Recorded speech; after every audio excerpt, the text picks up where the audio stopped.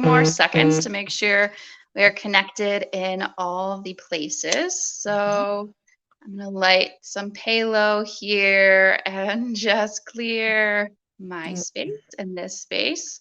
As you are joining us, say hello. Let us know that you're there. If you don't already know, my name is Kaitlin. I'm a psychic moon mentor, and I work with the energy of the moon to dive deep into the soul with women to clear energy that's no longer serving you anymore. That's an outdated cycle and an outdated pattern. And today I'm here with my friend and co author of Soul Alchemy Project, Tamara, and we're excited to Mhm. share some crystal magic with you. So, Tamara, will you please Yeah. introduce yourself? Yes, I'm Tamara Childs. I work with astrology and I help highly sensitive clients recalibrate their energy so they can live a life they love. Yes, beautiful. Thank you so much for joining me today. I know we connected over crystals, and I saw one of your posts about setting healthy boundaries and a little bit about what it's like to be sensitive and intuitive and an empath. So, can you Yeah. talk a little bit more about that? Well, highly sensitives are or empaths are people who have a highly developed field. And sometimes what happens to us, often these people are highly creative. They are the caretakers and helpers of others and in their families. They might be artists.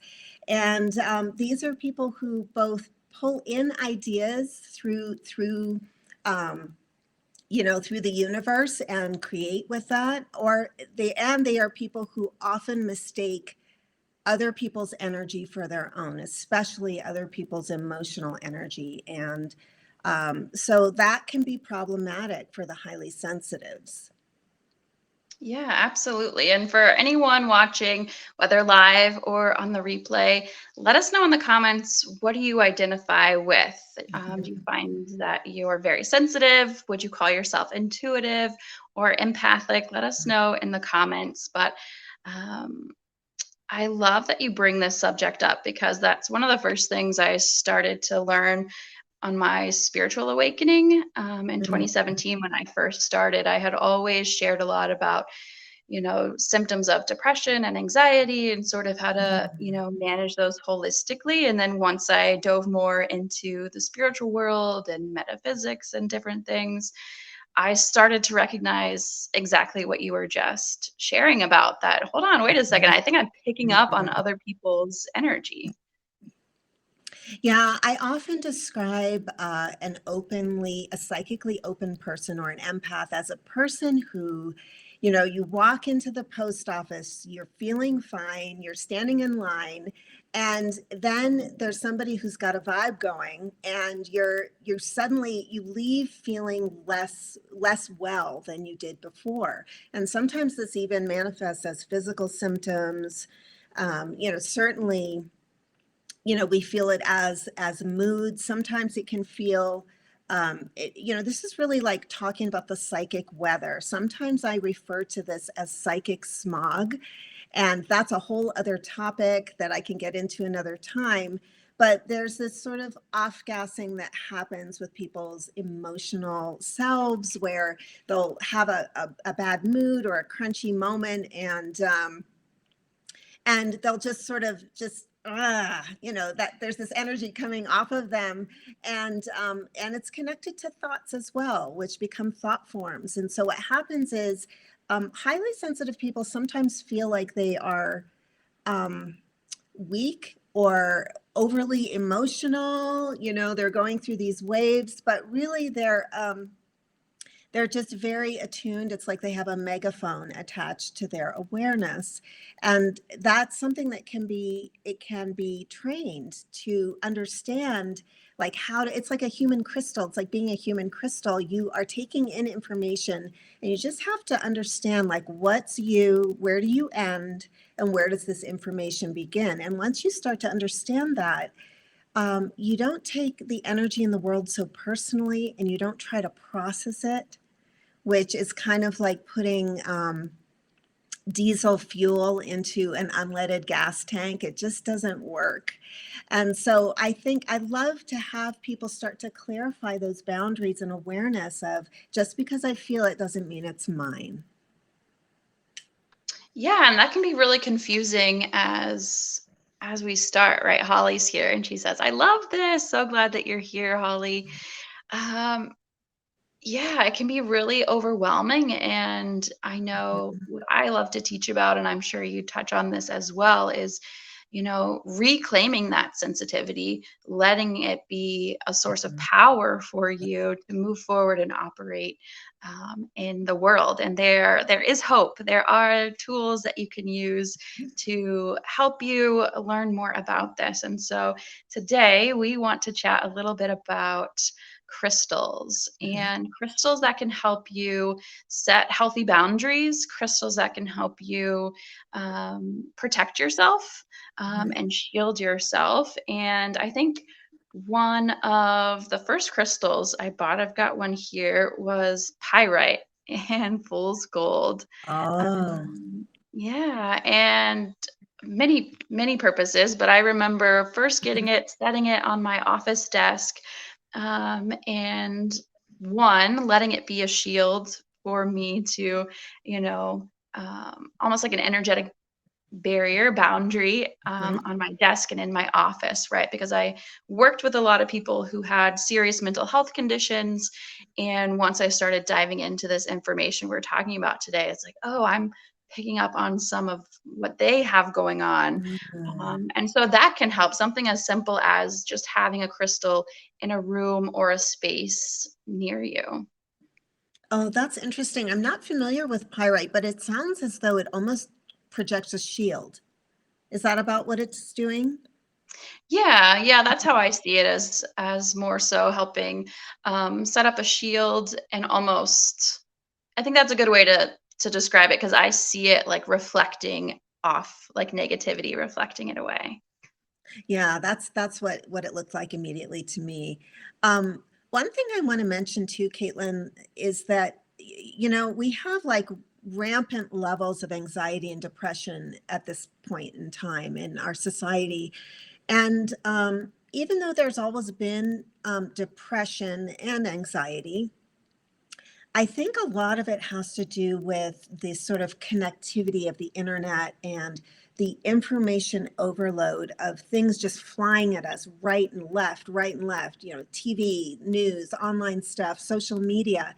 And it's so much. And I think people just don't realize, like, when they're scrolling or when they're watching like a violent show or movie or just listening to violent stories on the news, all of that stuff is sort of like particulate matter in the energetic sphere. It just comes in and it starts to kind of like um, go into us in a way that is not, it doesn't really help us thrive, and it doesn't remind us of our origins as spiritual beings and the light that is inside of us, because there is some darkness in our world. I think we can agree. So because information is so easy to get, rather than how it was like 30 years ago, I think that it's even more important that people have protections. So Mhm. yeah, I wanted to just say that. And so some of my, do you want me to talk about my favorite tools, or you want to? Yeah, please do. Please go Oh, into okay. that. Well, actually, I want to do a little show and tell because I have some new crystals and I just want to share. So I have this beauty is lepidolite. Isn't that neat? Yes, one of my Yeah, favorites. Yeah, I have two of yeah. those. And this helps Beautiful. a lot with lifting the mood and with sort of dealing with chaos energy, EMFs, random stuff, vibrations that are really bothering you. And I just love this. I love that it's a sphere too. I love to hold this thing. Um, and then, of course, another really great one is fluorite, which I mentioned at the beginning. I have this wonderful, I don't know if you can see that. This is like a really dark one. It's my light is Mm. not too bright here, but And fluorite is a wonderful decorder. So what that just means is that when people think of you, it just sort of, it's like a little line of energy that attaches, and we get these like little cords that come in, and some of that is perfectly fine. You know, you love somebody, you're thinking loving thoughts, you're connecting, you're giving them an energetic hug. And sometimes there are people thinking of you, or there's situations that you need to detach from, right? Like work situations or skirmishes happening with somebody. And so fluoride is wonderful for, here's a little piece that's more like a, and this just helps like not allow people to plug in like their telephone wires. You know what I'm saying? So I love fluoride. It's just like I've used this forever. This was like one of the first stones I ever used. So Yeah, those Holly's are, saying that. yeah. Is there another one that you Fluorite like is before? I don't here. want to just dominate with all my crystals here. No worries. Yeah, I was just thinking like, ooh, I have a rainbow fluorite here. And I like that too. It's great to keep in a Yeah. study space and help Hmm. balance energy and balance divine masculine and divine feminine energies. And so it can really help practically put that creative energy to use. But yeah, Holly here is saying fluorite is a huge crystal in my life, and I immediately feel soothed with it. Yeah, I think it can help. Um, like desensitize a lot of that mental stimulation, I feel like, which so many sensitives and intuitives, I feel like we are just sort of wide open, our higher chakras, our higher energy systems. And so grounding down with crystals can be so useful. One stone that I've came back to recently, which may seem like a surprise because I'm all about the moon and working with the moon, but I hadn't worked with her in a while, and I brought back. I have a little tumbler here of moonstone, rainbow Oh, moonstone. nice. Yeah, which is so Mm. similarly just so calming and soothing, and also I think a big part of what we're talking about today is like getting comfortable and familiar with your own energy, right? You talked about learning and knowing sort of where you end and sort of where you extend, and so it's really important to sit with that and be comfortable with that, and know your own thoughts and your own emotions and your own energy and tools that sort of work for you. And I feel like moonstone can be a great reflection sort of piece and stone to help you sort of dive in, calm down so you can hear some of the ways that you receive Mm. information, whether it's, feeling, hearing, knowing, whatever it is for you. And I think it's, yeah, Holly here says, in therapy, I always described people as batteries, and people will plug into us without pouring into us and drain our energy. Yeah, that's such a great point, Holly. And actually, one of the other tools that I use, well, I have a few, but I love energy medicine. You can look it up. Donna Eden is the creator of it.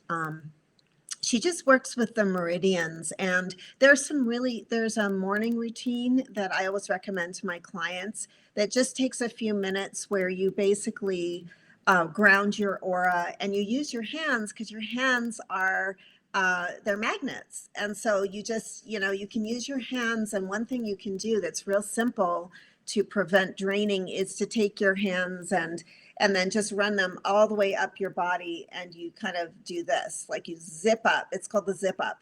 Ooh, And I like and you can that. also use your hands on your auric field, and you can, basically, they're magnets, so they're just going to pull the energy down, because sometimes when we're asleep, we're not fully grounded in the morning.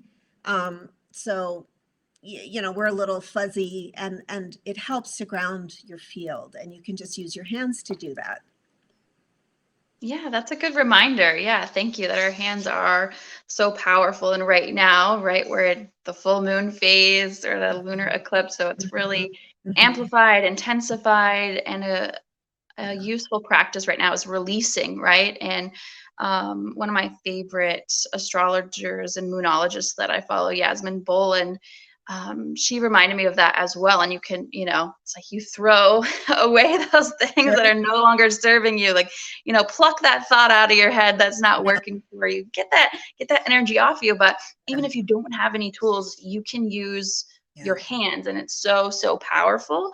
And if Right. you have tools, great, you can incorporate those as well. I have a selenite wand here too, right? Ooh, That's a great nice. reminder of, you can just Yeah. take it around, wand it over you, your aura, your energy, and release that which is no longer serving you. I love that you're bringing in some stones that I'm less familiar with, although I do have some selenite too. I have this Ooh, like a yes. palm stone, and I really like this. And I just feel like this keeps the vibe high for me somehow. And yeah, I really like this one. Also, black stones can be really helpful. I think this is a black tourmaline here. Um, Black tourmaline, because black stones can absorb and then help, help transform stuff. You can also use smoky quartz. I have a smoky quartz. This is like show and tell. It's fun. It's so fun, yeah. Yeah, it's the smoky quartz. And then also, I just want to share. I broke the last ring I had, and I didn't replace it for a while. But this is hematite, and this was very helpful. Whoops. For unscrambling energies. I also have a bracelet on today. It's great for it's like an unscrambler. Like sometimes I'll have just so much going on that I feel like my brain is frying, and I like hematite for that, for keeping things like organized in my mental sphere and Mhm. keeping out, especially I think it helps as well. Yeah. Yeah, and a friend reminded me recently, it can help you come back into your personal power and remember your personal strength and sort of what you Mm. have control over. So I like it for Oh, that that's reason, interesting. That's an as well as interesting. all the reasons you mentioned as well. Yeah. But yeah, I think you're right with selenite that it can really, um, I forget the words that you use, but just sort of amplify this positive energy. Selenite's Lift. great Yeah. because it never needs cleansed or cleared. It can help clear your other Mhm. stones, just laying them together. Mm. And then on my bucket list, you reminded me. You know how we have the Himalayan salt lamps, and they can Yeah. be so calming, right? They have selenite lamps as well, which I only recently learned about. But when those are in the space, you can just feel the energetic difference in a room when you have something Yeah. like that. I recently took a salt bath, and I've never done that. I went to Sedona, and we went into a place where we sat in these zero gravity chairs, and there was salt all over the floor, and it was all salt lamps, and it was very interesting.